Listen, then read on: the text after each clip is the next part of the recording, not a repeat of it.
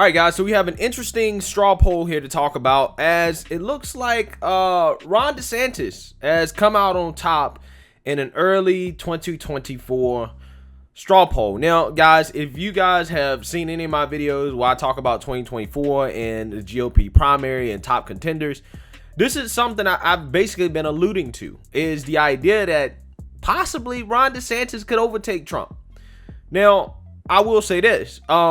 What does this poll actually really mean? It doesn't really mean anything. But again, it does back up my idea that, Ron DeSantis is becoming very, very, very popular. And a lot of people are seeing him as a more controlled version of Trump, right? That's how people are seeing him. And that appeal is a strong appeal. It is. You can't deny it. Now, I still think that Trump is the front runner, okay? Because I don't think that this poll really proves anything, except the fact that, okay, yes, Ron DeSantis obviously is going to be a strong candidate to win a GOP nomination 2024. But right now, I think that because we're not in actual primary season and it's basically 2 or 3 years away, I think a lot of things can change. Okay, so let's read a little bit more about this and I'll give you guys my opinion. The results of a straw poll of conservative voters this weekend is spotlighting the appeal of Republican Governor Ron DeSantis of Florida. DeSantis came out on top of a 2024 straw poll at the Western Conservative Summit, narrowly edging former President Donald Trump, according to organizers of the conference. The straw poll at the summit, which was hosted by Colorado Christian University's Centennial Institute, asked people attending the gathering both in person and online to vote for all the 2024 presidential contenders that they approve of out of 31 choices of both Republicans and Democrats. Ron DeSantis, a first-term governor and Trump ally who become a very popular among conservatives nationwide since the start of the coronavirus pandemic for his resistance to COVID lockdowns and other restrictions, scored a 74% approval, followed by the former president at 71%, Senator Ted Cruz of Texas at 43%, former Secretary of State Mike Pompeo at 39%, and Senator Tim Scott of South Carolina at 36%, rounded out the top 5 in the straw poll. All right, so this is basically a screenshot of the top 5 results. Now, interesting enough, Michelle Obama and Elizabeth Warren got like some votes, right? I think Michelle Obama got like 3% or something like that. So that's pretty interesting. But again, like I said, guys, they basically asked people to pick candidates that they approve of. Okay, they didn't ask people to pick who would they vote for president. Those are two very different questions. So I think that people that are saying that, oh, Ron DeSantis has pulled ahead of Trump already, I think that those people are jumping the gun, okay? Like I said before, I think it's a strong possibility. I think they're basically 1A and 1B right now, but I think that Trump still has the lead because I think that at this point, the party still runs with Trump, right? It goes as far as Trump goes, and everything that Trump says basically goes. Okay, that's just kind of how it is right now. And you're also seeing that a lot of these GOP senators who Trump is trying to primary, they are struggling. Okay, they're struggling in the polls.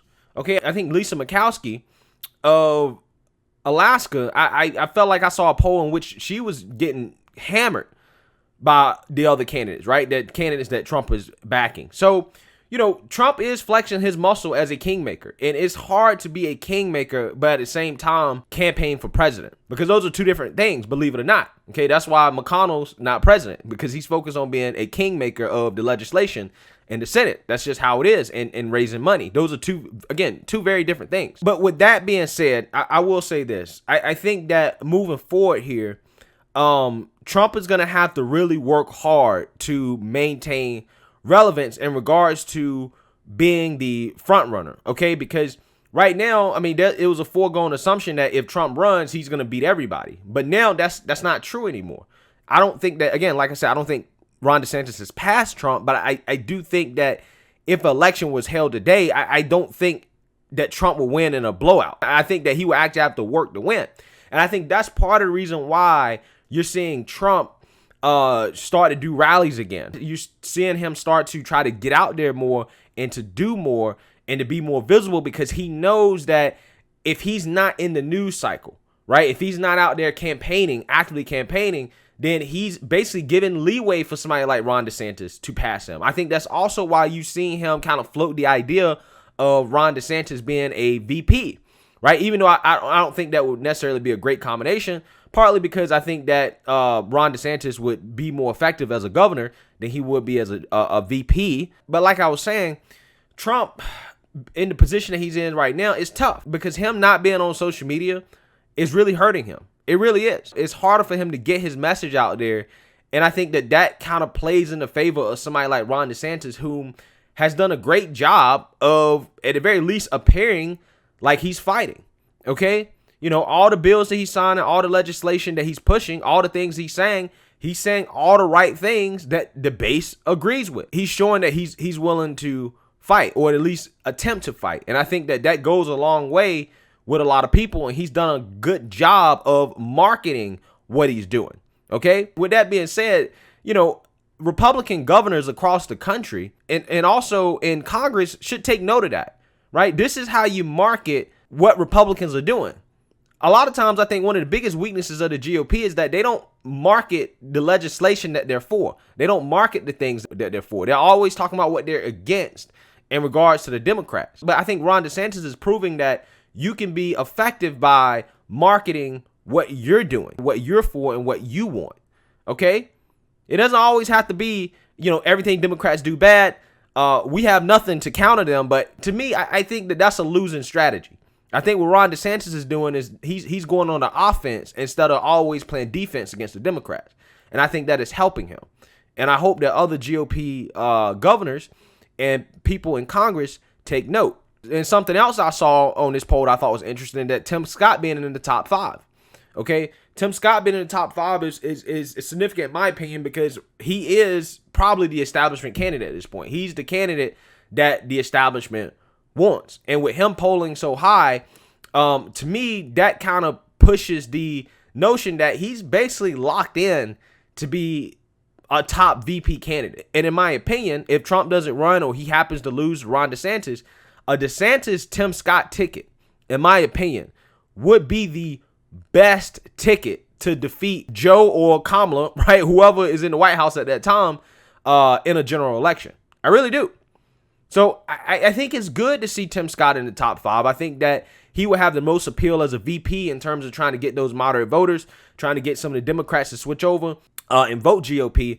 And seeing him up there in the top 5, I think is a good thing. And it'll be interesting to see moving forward whether or not the establishment actually starts to get behind Ron DeSantis. Okay, because whether you guys like it or not, Ron DeSantis is not necessarily a political outsider. Okay, he's not Trump in that sense. Okay, so the establishment probably will be more likely to try to, you know, get behind Ron DeSantis, because we all know that they don't really like Trump, right? They don't really like Trump. They're basically using Trump to try to win in 2022. But as long as Trump maintains his grip on the base, then they don't have a choice but to align with Trump. But trust me, the first opportunity they get to try to run somebody that can beat Trump, they will. So is Ron DeSantis that guy, right? Will we start to see the establishment rally around Ron DeSantis because they see him as somebody that can take down Trump? That's what we really should be watching for here.